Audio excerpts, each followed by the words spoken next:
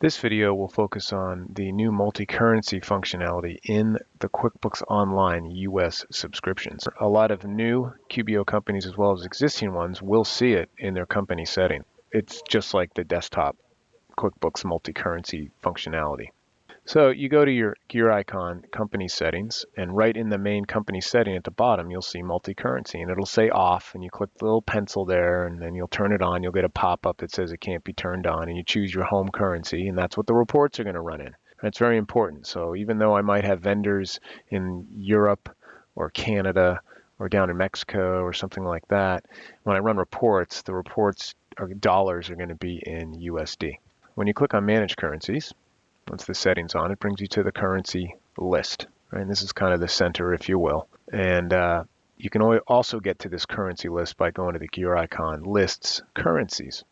And I added a few. I mean, I chose my home to be US dollar, so all my current existing customers and vendors are going to default to US dollar. There's no way to edit that, just like in desktop when you turn multi-currency on there. But all new customers and vendors, then I can choose, a different currency for them. And it's pretty easy to add other currencies. Like I had just Euro. When I first turned it on, it was USD, obviously, because that was my home, and it had Canada and Euro. That's it. And then you can add new ones here, just to show you all the different ones that are available. From this currency center, you'll notice United States dollar home currency, it's grayed out. That is the home currency, right? That's where reports are going to run in, as I've already belayed that point several times. Just want to make sure, though, it's clear. But if I want to make a home currency adjustment for any of the other currencies I have, you just click the drop down. Here you can go ahead and edit the currency, view historical rates, or home currency adjustment, or actually delete currency out of this kind of currency list. Let's look at the home currency adjustment. And so select the currency, show rates, and then I can make an adjustment here to revalue it. So in that way, it's, again, just like the multi-currency functionality in QuickBooks Desktop when we added it there in 2007, still there.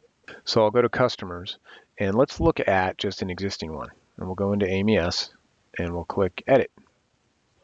And it'll be under Payment and Billing. And I'll see the customer pays me with United States dollars, right? No way for me to change that, right? It's just going to keep it. All existing customer vendors will default to the home currency. And this is what the reports are going to run in. Okay, let's go to vendors real quick. And we'll look at Apple. Edit this vendor. And again, I pay this vendor with US dollars, right? And then let's look at the chart of accounts. Notice there's a currency column here, which you can uncheck, but you're probably going to leave it as it is. And I haven't entered a bill or paid a bill yet, so I don't believe the currencies are turned on for that, but I did do an invoice yesterday, so it created an AR for Canada. Let's go ahead and just create a new bank account. But the AR and AP account should be created, so we'll do a checking. And it will say, here's where you can choose. So it'd be Canadian dollar, right? So CAD, and that's the actual, bank account.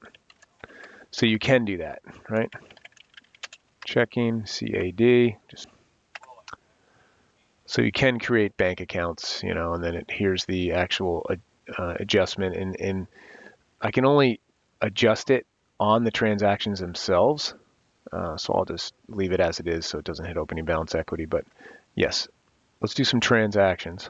Now I did create a new customer. Oh, Canada, right? So this is Canadian. So that's how you do that. Let's create a vendor though. And we'll just call it, euros. And you choose your display name, etc., and fill out all the information. And then I pay this vendor with. So pretty fundamental. I'm just going to choose euro. And then click Save. So new customers, new vendors, you have the option. Existing ones will inherit the US currency there. And let's go ahead and, enter a bill to euro so you can see what it looks like. There we go. Oh, I already did create one. Great, we'll do this one. And we'll just do, some advertising expense, or it could be items or what have you, and it'll be $2,000. And then notice that in euro it's 2,000, but in USD it's 2193.82. Right, so it's taking care of that. And I'm gonna set it for, we'll just leave it for today.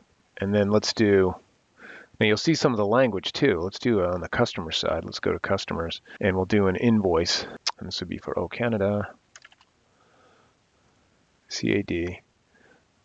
And here, on the invoice or on the bill, you can adjust what it is. And even on the receive payment window, which I'll show you too. So we'll do, it was for, I did some accounting consulting.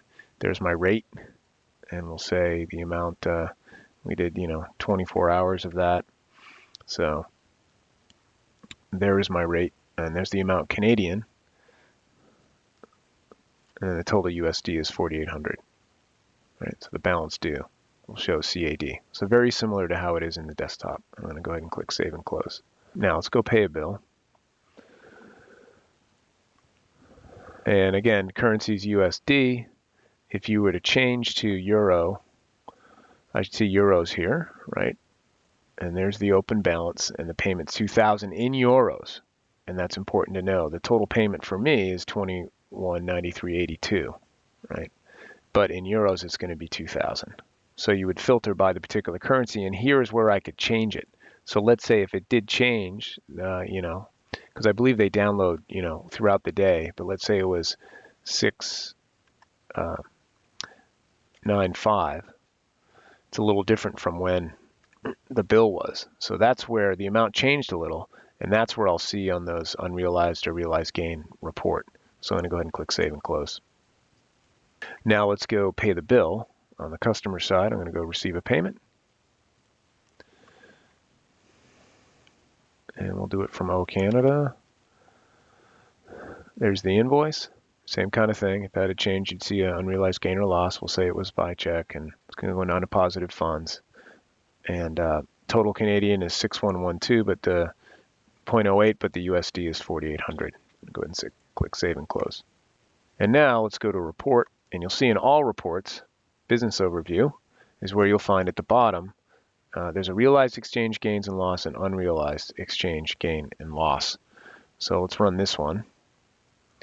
And you'd see the exchange rates that I have. These are the current ones, and you could update them. And I'm going to click Continue. And then the foreign balance, the exchange rate, adjusted balance, current balance, gain, loss. So I have nothing so far. But I think I saw some differences with the other report, realized exchange, gain, and loss. So based on some of the change that I had, particularly with that bill payment, how it changed, right? So this is the loss and the balance. So you'll see the realized exchange gains and losses from when the invoice was created versus when it was paid or when you received the payment.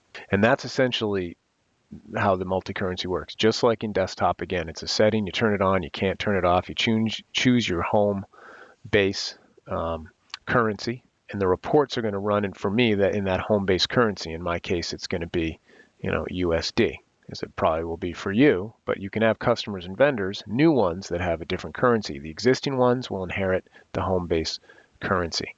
Now, the other thing to mention is you're going to see currency as an available column on other reports. If I do a sales by customer detail, then when I click change columns, I can add currency if you want to see it. I'll just put it at the bottom there. Let's just run it. And I should see the currency, here, what they have. So you can add that to some of the reports, and that would be the same for the vendor reports. Now, let's go back, circle back to that chart of accounts, because I should see another AP account. So I got the AP Euro, and that's auto-created, right? Because I did a bill with the currency to a vendor that had, does it in euros. And that's essentially it. So I hope that was helpful. Have a great day.